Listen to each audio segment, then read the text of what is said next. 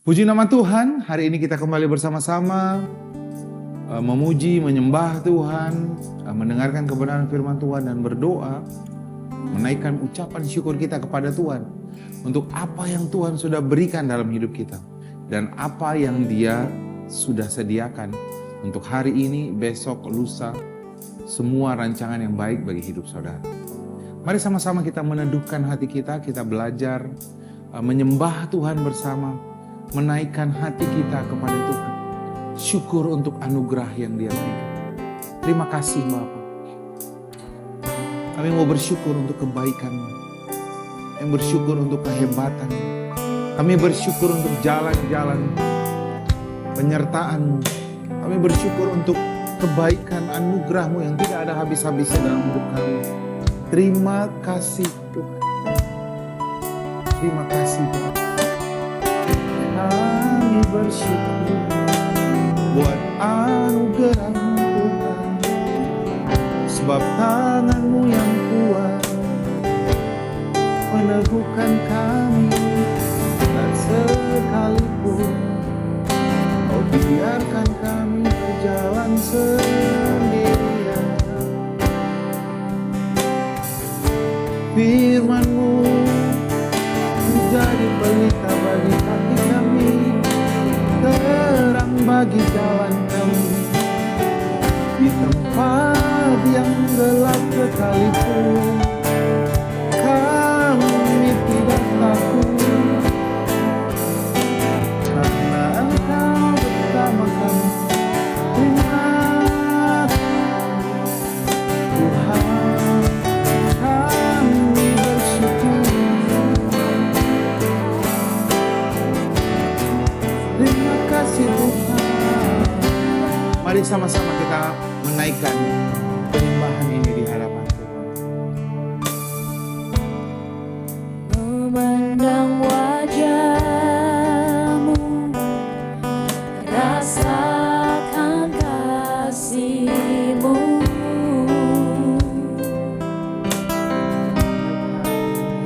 tinggal dekat-Mu setiap saat di dalam hidupku. Bapakku yang baik, sangat ku cinta, kasih-Mu padaku semakin nyata ku rasakan. Kaulah Bapakku yang baik, penuh karunia. Ku bersyukur selalu kepadamu, Bapa.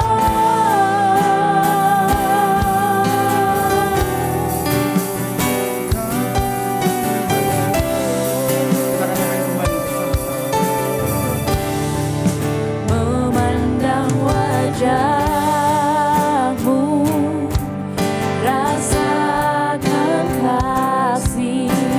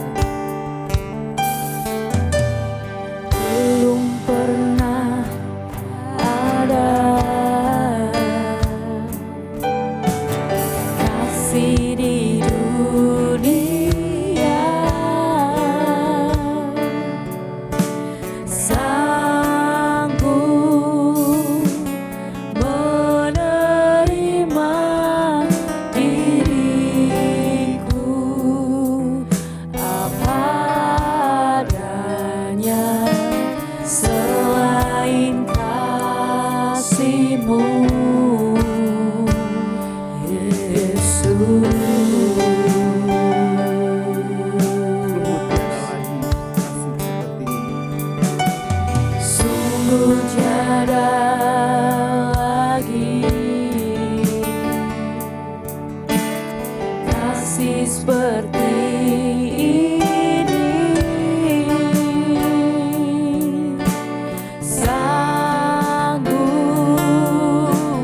mengubahkan hidupku menjadi baru. Selain kasih-Mu,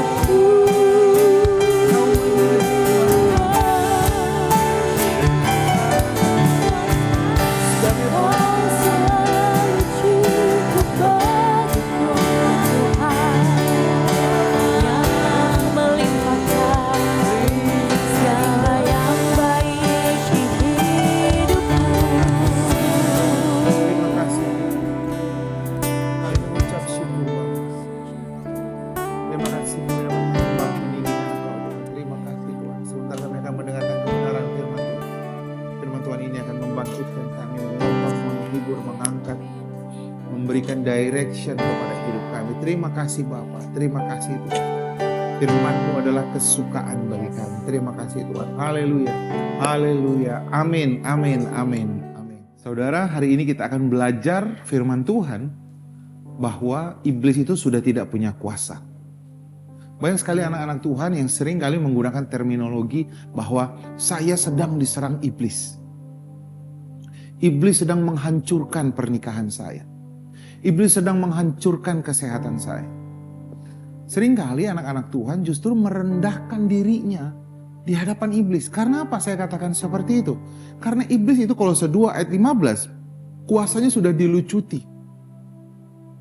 Iblis sama sekali tidak punya kuasa. Bahkan dalam cerita ketika Tuhan Yesus mengusir roh jahat dari orang yang kerasukan di Gerasa, ketika dia mau masuk ke babi saja, dia minta izin ke Tuhan.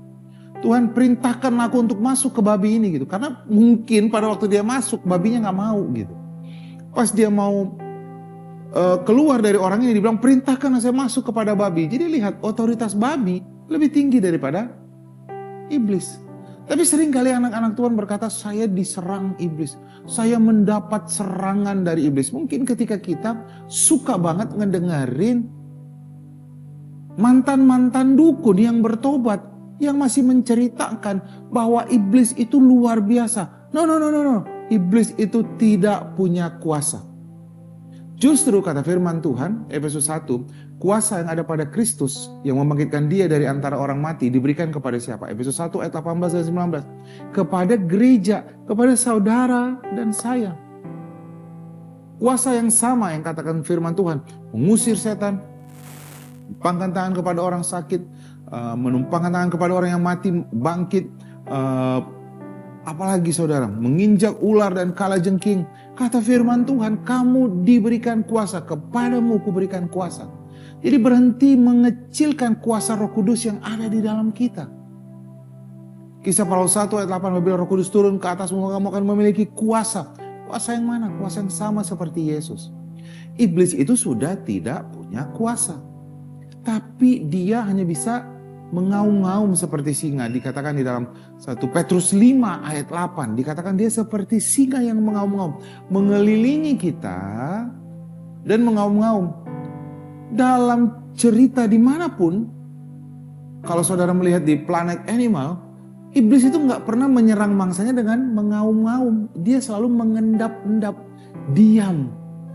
Lalu kenapa iblis mengaum-ngaum? Karena dia tujuannya cuma satu, mau menakut-nakuti. Kenapa dia menakut-nakuti? Karena dia sudah tidak punya kuasa. Dan Efesus 6 ayat 11 kata firman Tuhan, di mana iblis itu menyerangnya? Di mana iblis itu menyerang? Efesus 6 ayat 11 mengatakan bahwa iblis itu menyerang kita dengan tipu muslihat. Karena iblis itu adalah bapa dari segala pendusta, pembohong. Jadi dia mendustai kita akan apa? Masa depan kita. Kenapa saya bilang berdusta? Iblis itu nggak tahu masa depan saudara. Apa yang akan terjadi 5 menit ke depan dia nggak akan tahu. Iblis nggak tahu apa yang akan terjadi tahun depan. Iblis selalu bilang kamu akan kekurangan. Bulan ini kamu akan kekurangan. Itu sebabnya kita takut memberi. Pernikahanmu akan hancur. Itu sebabnya kita khawatir. Kita jealous kepada istri kita, kepada pasangan kita, kepada suami kita. Kita cek semuanya, handphonenya, rekeningnya dan sebagainya. Karena kita ketakutan. Kita takut kepada anak kita, kita takut kepada pekerjaan kita. Saudaraku perhatikan, iblis tidak tahu masa depanmu. Cuman Tuhan yang tahu masa depan saudara. Mazmur 139 firman Tuhan katakan dia menulis masa depan kita sebelum ada satu pun dalam hidup kita. Dan apa yang Tuhan tuliskan dalam hidup kita? Nah, dikatakan di dalam Yeremia 29 ayat 11. Dia menuliskan rancangan damai sejahtera. Bukan rancangan kecelakaan. Jadi saudara, apa yang harus kita lakukan? Setiap kali iblis mengaum-ngaum atas hidup saudara, menakut-nakuti saudara. Ketika dokter berkata, kamu saat ini ibu ada miom di tubuhmu. Ibu stadium 2. Apa yang harus kita lakukan? Iblis akan datang lalu bilang begini, umurmu sudah pendek. Bagaimana kalau kamu meninggal, anak-anakmu bagaimana? Bagaimana dengan suamimu? Nanti kawin lagi. Benar ya? Kalau kita suami juga ketika kita melihat pekerjaan kita gagal, proyek yang kita kerjakan gagal, lalu kita bilang, aduh saya gak akan dapat promosi nih dari kantor saya. Lihat, iblis akan ngomong, kamu gagal. Nanti ketika kenaikan pangkat, kamu justru gak akan dapat. Ketika gaji dinaikkan, kamu juga tidak akan dapat. Iblis akan coba ngomong tentang masa depan saudara. Padahal dia gak tahu masa depan. Dia bapa dari segala pendusta. Dia mendustai kita. Tujuannya cuma apa? Membuat kita takut dan khawatir. Sama seperti Ayub. Ayub 3 kata firman Tuhan. Ayub 3 dikatakan. Ayub berkeluh kesahnya seperti air. Mengalir seperti air. Lalu ngapain? Kata Ayub gini. Yang kutakutkan itulah yang mendatangiku. Yang kucemaskan itulah yang menghampiriku. Lalu Ayub membuat pengakuan bahwa selama ini dia takut, dia khawatir. Karena apa? Dia lihat anak-anaknya. Setiap hari 7 orang anak-anaknya pria mengadakan pesta. 3 orang anaknya yang wanita ikut pesta. Ayub bilang apa? Jangan-jangan mereka menghujat Tuhan. Dia takut akan bisnisnya hancur. Dia takut akan pernikahannya hancur. Dia ngomong terus tentang ketakutannya. Dia mengucapkan kekhawatirannya. Lihat saudara. Hidup dan matimu dikuasai oleh lidah. Barang siapa yang mau melihat hari-hari yang baik dalam hidupnya, dia harus mengkontrol apanya saudara? Lidahnya. 1 Petrus 3 ayat 10. Barang siapa mau melihat hari-hari yang baik, kapan? Besok, lusa. Dia harus berkata-kata yang baik hari ini. Saudara gak bisa ngomong yang buruk hari ini, tetapi mengharapkan besok saudara menerima yang baik. Saudara berkata, aduh sial nih. Aduh gagal nih pekerjaan saya. Aduh mampus deh. Banyak anak-anak Tuhan yang ngomong, aduh sial nih. Aduh kacau nih. Gitu. Lihat saudara. Ketika saudara ngomong, saudara sedang memberikan surat kuasa kepada iblis. Untuk ngapain? Menghancurkan hidupmu. Menghancurkan pernikahanmu. Karena apa? Iblis sudah tidak punya kuasa. Yang punya kuasa siapa? Anak-anak Tuhan. Ketika saudara ngomong tentang kehancuran hidupmu, tentang sakit di tubuhmu, kamu sedang memberikan surat kuasa kepada iblis untuk menghancurkan engkau.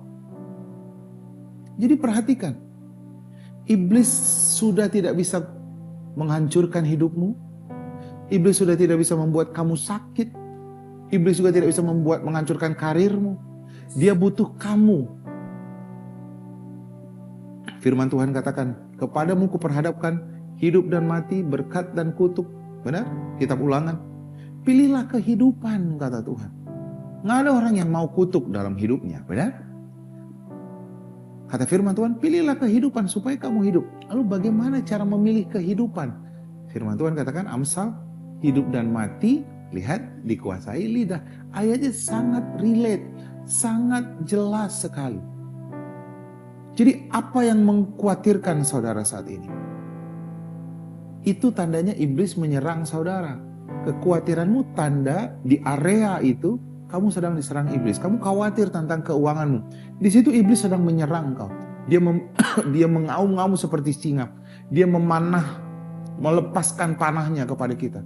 Dia mengatakan kamu akan kekurangan, kamu akan gagal membayar tagihan ini dan tagihan itu. Apa yang harus kita lakukan ketika iblis menyerang pikiran kita? Sama seperti di dalam Matius 4 ketika Tuhan Yesus dicobain oleh iblis. Iblis datang kepada Tuhan Yesus dan dia berkata, rubahlah batu ini menjadi roti. Masa anak Tuhan, katanya anak Allah, masa anak Allah kelaparan gitu ya. Masa anak Allah kekurangan, masa anak Allah gak diberkati. Iblis pertama kali selalu menyerang kita dalam area finansial kita. Karena anak Tuhan paling banyak takut kepada area finansial. 1 Yohanes 2 ayat 16 firman Tuhan katakan, semua yang berasal dari dunia ini, keinginan mata, keinginan daging, keangkuhan hidup. Tuhan Yesus diserang yang pertama kali adalah keinginan dagingnya. Rubahlah batu ini menjadi roti. Itu hal yang sama yang akan dilakukan kepada saudara dan saya. Iblis akan menakut-nakuti kita, keinginan mata, keinginan daging, keangkuhan hidup. Iblis juga mencobai Tuhan Yesus supaya lompat dari bumbungan bait Allah. Karena ada tertulis. Nah, luar biasa iblis ini selalu pakai firman Tuhan. Jadi jangan sampai anak-anak Tuhan justru kebingungan karena iblis pakai firman Tuhan. Dia mengutip firman Tuhan dari kitab Pemazmur. Kalau kamu jatuh, kamu gak akan sampai tergeletak. Tangan Tuhan akan mengangkat engkau. Malaikat Tuhan akan menopang kakimu. Iblis mengutip firman Tuhan. Lalu apa yang dilakukan Tuhan Yesus? Setiap kali iblis mencobai dia. Dari 3 kali pencobaan yang dilakukan iblis. Yang pertama itu adalah keinginan daging. Rubah batu ini menjadi roti. Yang kedua, keangkuhan hidup. Iblis bilang, lompat dong. Pada saat itu sedang ada perayaan saudara di Yerusalem. Orang sedang banyak beribadah ke bait Allah. Lalu apa yang terjadi? Kalau Tuhan Yesus lompat dari atas bait Allah, malaikat Tuhan menopang kakinya. Wah, orang akan tepuk tangan. Apa? Keinginan daging, keangkuhan hidup. Berapa banyak kita berusaha mencari, memuaskan diri kita dengan berbagai macam hal. Supaya hanya menunjukkan kepada orang lain bahwa saya punya sesuatu. Punya mobil yang hebat. Punya pasangan yang cantik, yang ganteng, yang kaya. Kita terjebak dalam tipu muslihat iblis. Lalu yang ketiga, iblis menunjukkan semua kemewahan dunia ini. Dia berkata, lihat ini semua milikku. Kalau kamu sembah aku akan berikan kepada engkau. Keinginan mata. Berapa banyak kita yang hanya sibuk memuaskan diri kita. Sekarang ada terminologi yang selalu dibilang orang healing. Healing. Sedikit-sedikit healing. Sedikit-sedikit healing. Kenapa healing terus? Karena mereka stres katanya. Karena mereka stres itu sebabnya harus healing. Pergi ke tempat-tempat yang eksotik. Saudaraku, justru tempat terbaik untuk kamu beristirahat ada bersama siapa? Tuhan. Di dalam firman Tuhan. Saya bukan bilang healing itu dosa. Tapi healing bukan jawaban untuk jiwamu rest di dalam Tuhan. Kamu bisa rest kalau kamu datang sama Tuhan. Kalau kamu healing, oke, kamu healing, kamu sebentar keluar dari rutinitas, benar. Tapi kamu akan kembali stres lagi. Tapi kalau kamu mau hilang rasa stres dan panikmu, kamu datang sama Tuhan. Kamu menerima pemulihan dari Tuhan. Apa jawaban Tuhan setiap kali iblis cobain dia? Dia katakan apa? Ada tertulis. Banyak anak-anak Tuhan ketika iblis mencoba hidupnya, mereka bilang apa? Darah Yesus, darah Yesus, darah Yesus. Enggak, saudara, lihat dong. Apa yang dilakukan Tuhan Yesus ketika dicobain sama iblis? Ada tertulis. Jadi lawan iblis dengan apa, saudara? Pedang roh.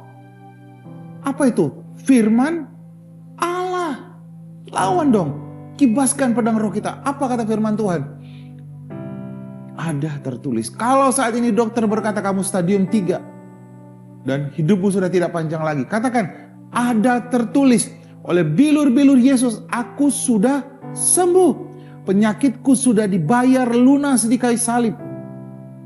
Kalau saudara ditakut-takutin iblis bahwa keuanganmu akan hancur, kamu tidak akan bisa membayar biaya cicilan rumahmu akan diambil, kamu akan terlunta-lunta. Hei, bilang sama iblis, Allahku yang mencukupkan segala kebutuhanku menurut kekayaan dan kemuliaannya.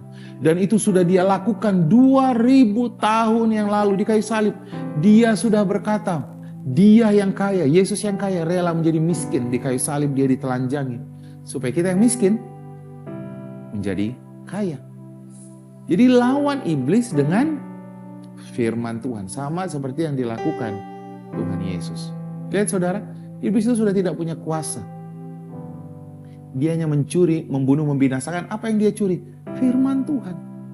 Jadi anak-anak Tuhan, firman Tuhan katakan apa? Umatku binasa karena bodoh. Dalam bahasa Inggris dibilang lack of knowledge. Banyak anak-anak Tuhan ketika diserang sama iblis, dia takut dan khawatir. Dia ucapkan kekhawatirannya. Dia ucapkan ketakutannya. Harusnya lawan iblis dengan ada tertulis. Nah, ada tertulis ini, ada tertulis itu. Saudara khawatir tentang pernikahanmu, firman Tuhan katakan, aku serahkan suamiku Tuhan, aku percaya dia takut akan Tuhan, dia cinta akan Tuhan. Jadi dong saudara, ucapkan, satu orang diselamatkan, seisi keluarganya diselamatkan. Aku percaya jalan-jalan orang benar itu seperti rembang di pagi hari. Aku menyerahkan jalan-jalan suamiku.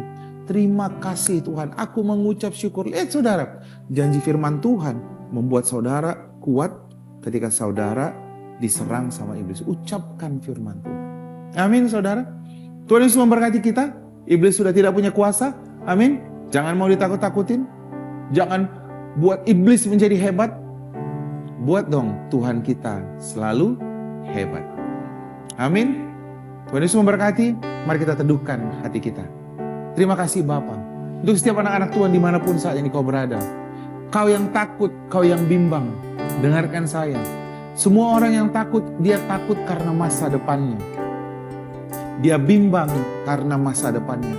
Tuhanlah yang memegang masa depanmu. Iblis tidak tahu masa depanmu. Tuhanlah yang tahu masa depanmu. Itu sebabnya kata firman Tuhan, serahkanlah segala kekhawatiranmu kepada Tuhan. Bagaimana caranya menyerahkan kekhawatiran kita? Dengan mempercayai janji firman Tuhan. Lawan iblis dengan firman Tuhan, dengan pedang roh. Lawan iblis, katakan janji firman Tuhan. Maka damai sejahtera Allah yang melampaui akal pikiranmu akan menguasai hati pikiran saudara. Terima kasih Tuhan. Terima kasih Tuhan, kebenaran firman Tuhan ini meneguhkan setiap kami. Terima kasih Bapa, kami mengucap syukur. Terima kasih Tuhan. Biar kebenaran firman Tuhan ini memberikan pengharapan yang baru kepada kami.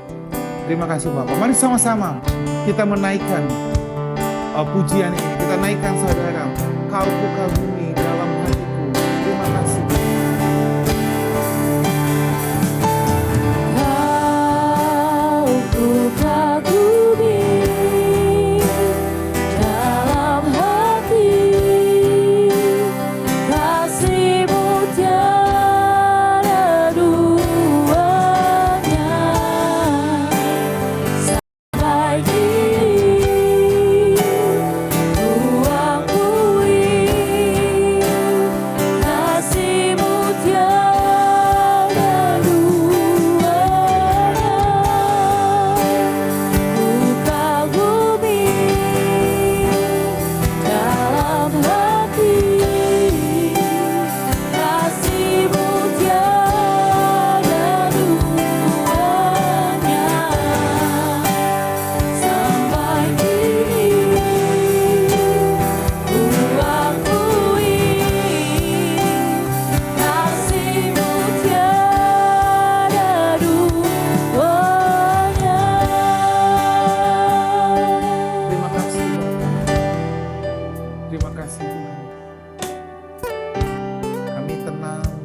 bersama-sama dengan Engkau. Karena Kaulah yang memegang masa depan kami. Terima kasih Tuhan. Terima kasih Bapa. Kami percaya hari ini kami diberkati. Kami percaya hari ini kami sehat. Anak-anak kami baik. Tidak ada penyakit sampar yang bisa mendekat kepada kami. Tidak ada tulah yang bisa datang kepada kami. Kami diluputkan dari segala mara bahaya. Terima kasih Tuhan. Umur panjang ada di tangan kanan kami. Kekayaan hormat ada di tangan kiri kami. Kami mengucap syukur Bapa. Terima kasih Tuhan. Terima kasih untuk kebenaran firman Tuhan. Terima kasih kami dapat menyembah Engkau. Terima kasih Bapa. Setiap yang percaya bersama-sama dan saya mengatakan amin, amin, amin. Saudaraku, saat teduh kita sudah selesai. Program Selamat Pagi Roh Kudus sudah selesai.